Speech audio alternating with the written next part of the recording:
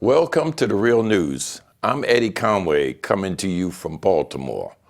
Protesters gathered early Monday morning at a Philadelphia Starbucks where two black men were arrested last week. They were demanding a full apology for the incident. Starbucks chief executive Kevin Johnson apologized late on Saturday for the arrest, which sparked accusations of racial profiling. The men were accused of trespassing, but have said they were waiting for a friend before ordering.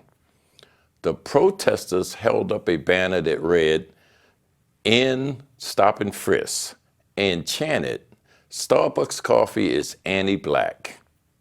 Where's the real, we need a real, an actual solid apology. I am not convinced that Starbucks or any of the baristas or any of the managers fully know the effect that they have on black and brown communities. So until they get it, we not leaving. Starbucks calls the police for every little incident that occurs in their stores, and Starbucks is a gateway to mass incarceration in this city for our people. Starbucks CEO Johnson promised a thorough investigation of the incident caught on video by patrons Thursday and shared widely online.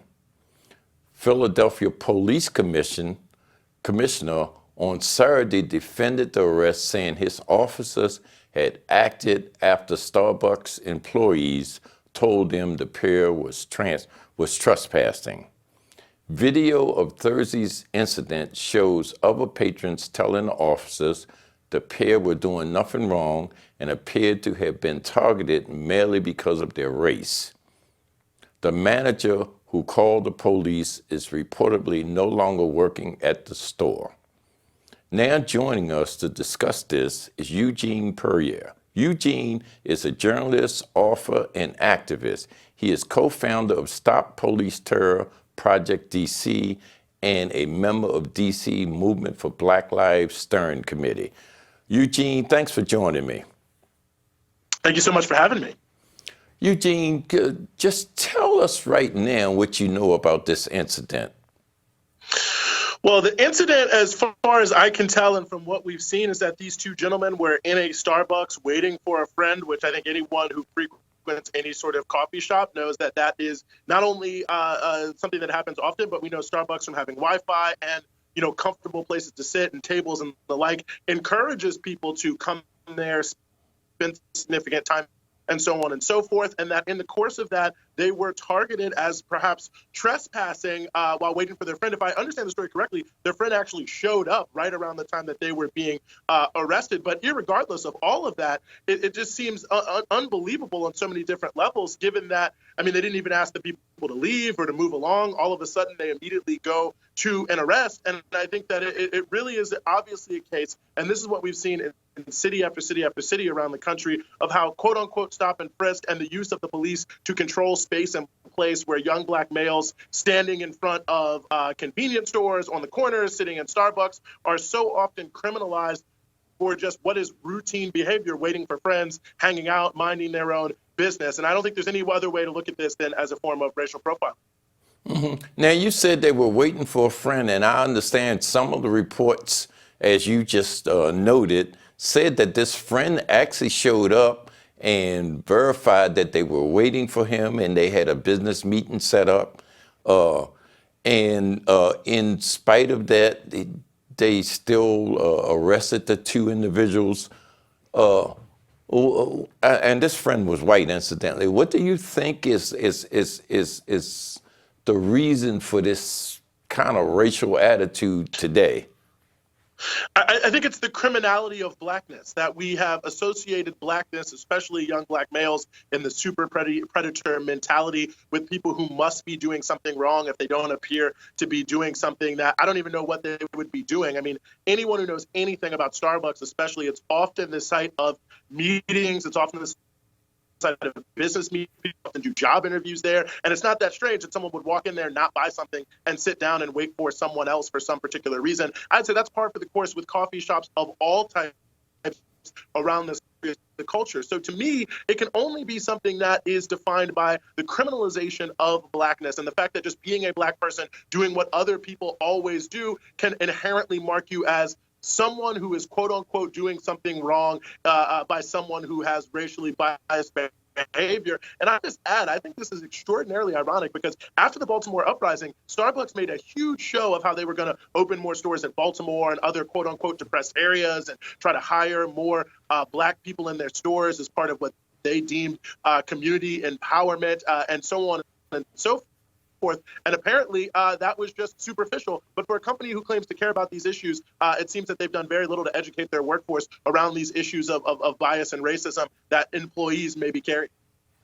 Well, one of the things concern me is I see the statement that was released indicate that the manager is no longer working at the store. What does that mean? I mean, did they promote him? Did they give him another managerial spot? Is he on paid leave?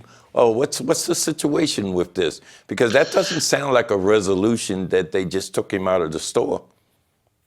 No, and I also would like to know what's going on. And since Mr. Johnson, the CEO, is going to meet with these two gentlemen sometime in the near future, potentially, I'm sure we will learn more about what happened with this manager. It's possible that they have been fired or whatever it may have been. But it does seem like Starbucks ultimate PR damage control mode. They're getting the manager off site, whatever they did to him. They've got the CEO saying he's going to meet with these guys and apologize to them face to face. They're, going on a sort of full spectrum blitz here to say like, oh, this is not who we are or what we stand to be. And I think that, again, that's just an obfuscation because it's not about being sorry. It's about what you're going to do moving forward. And I think we've seen Starbucks be a marker for gentrification around the country. I think it's some of these policies and some of how they interact with communities that they really need to answer for and not just sort of superficially try to sweep the problem under the rug and move it to the side as if it was any issue. Mm-hmm. Is there any other incidents like this occurring outside of Starbucks or within the Starbucks family itself that you're aware of?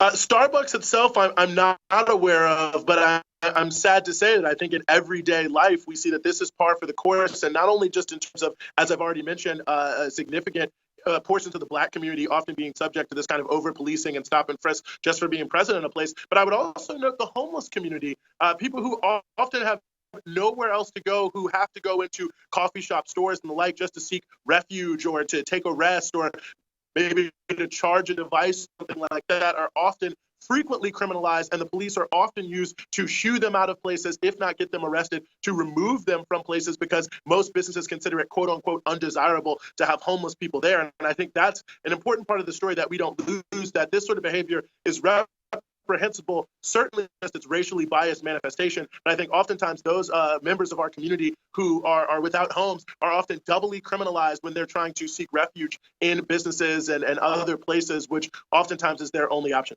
Mm-hmm. It's funny. I'm smiling at this because earlier in the winter, I was bundled up in this huge coat. I guess it looked like a Russian coat or something, and a big hat and a scarf. And I had a shopping bag, and I went into Starbucks a few blocks from here, in fact. And at the time, I was the executive producer at this TV network.